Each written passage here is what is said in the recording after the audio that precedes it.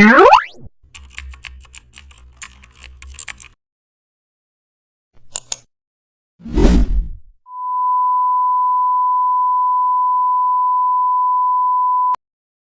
back to the channel and don't forget to like, share and subscribe for more updates. Today we are diving into an exciting tutorial how to create futuristic new ingredient frame in Photoshop. Create a rectangle with shape tool, double click to open layer styles and enable gradient overlay and open gradient editor.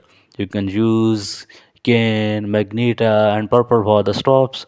Set to style to angle for a rotating blend and add a stroke with the same gradient applied. Duplicate and scale the frame for layering. Set blending mode to screen for bright glow and add a dark background for contrast. Use blur on the bottom layer. Now you will see a glowing futuristic frame and add a center logo or text inside it. This effect works